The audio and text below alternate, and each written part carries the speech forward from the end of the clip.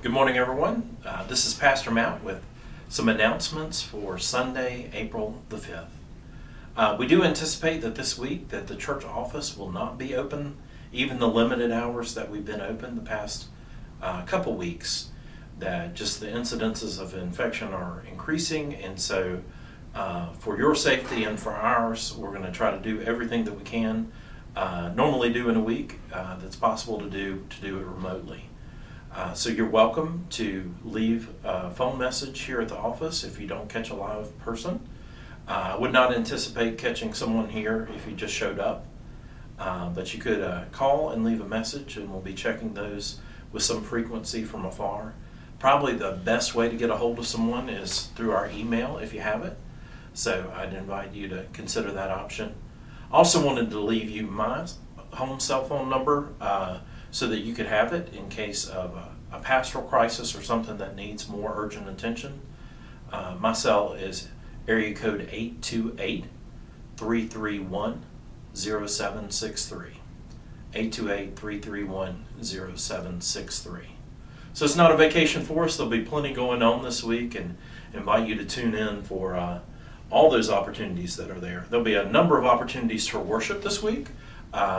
Number of ways that we hope you'll be blessed.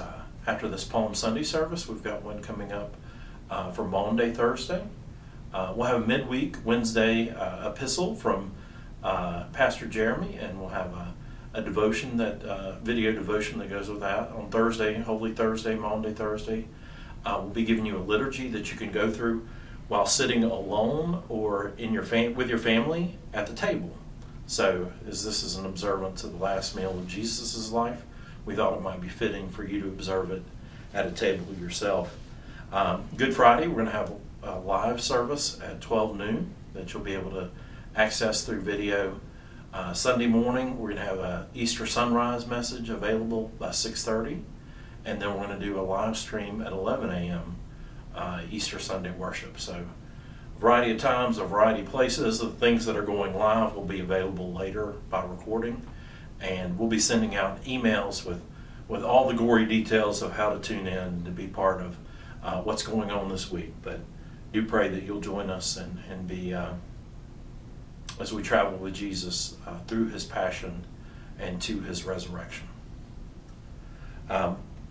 We do give thanks for all the ways that people are connecting with one another. People who are sending cards, people who are reaching out, people who are making calls. If you'd like to be somebody who writes some letters or makes some calls, and you need some advice about who might benefit from that the most, then please reach out to us at the church. We also have a lot of folks who are participating in various and sundry small groups through Zoom technology, video technology that allows people to connect.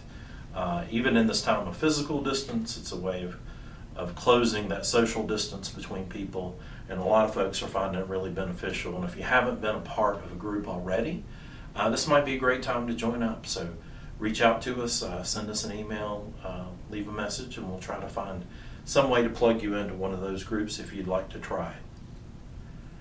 This week, we're also inviting you to keep all the folks that have been on our prayer lists in your prayers. A few that I've mentioned by name are Terry Weatherford. Terry's in the hospital and will be having surgery on Tuesday for a subdural hematoma to try to relieve the pressure there. Prayers requested for Scott Allen, who's beginning his cancer treatments. Prayers for Mike Corcoran and his family and the death of Mike's father. Prayers continue, please, for George Meister. We believe that he's out of the hospital now and recovering from his heart surgery. And also Andy Lambert is out of the hospital. This is the pastor of Oak Ridge United Methodist who was maybe the first in our area who had COVID-19, and Andy's now recovering and getting stronger at home, so we give praise to God for that. Final thing I would mention in the announcements today is that we have a great number of opportunities to be generous at Easter. We give thanks for the generosity of this congregation week after week, month after month. It's really staggering that even while so many churches are struggling already mightily from this crisis, that our giving has remained strong here, and we're so thankful to you and to God for that. do pray that people who can continue would continue giving. But if you need to make other arrangements, please send an email or leave a phone message for Gloria Brown here at the church if you need to change what it is that you're giving. We always give people an opportunity on Easter Sunday. Coming up next Sunday, the 12th, is Easter, and so we invite people to make an extra gift to Greensboro Urban Ministry and their feeding programs.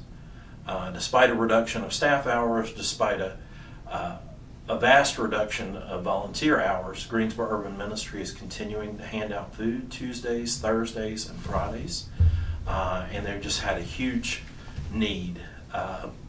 They had to cancel later in this month of April. They had planned a food drive that really helps carry them each year through the summer. So anything that you can do to support the Easter mission offering for Greensboro Urban Ministry is appreciated. So you can send checks to the office and put EMO for Easter mission offering or GUM for Greensboro Urban Ministry in the memo line, or Gloria has created a portal on our church website.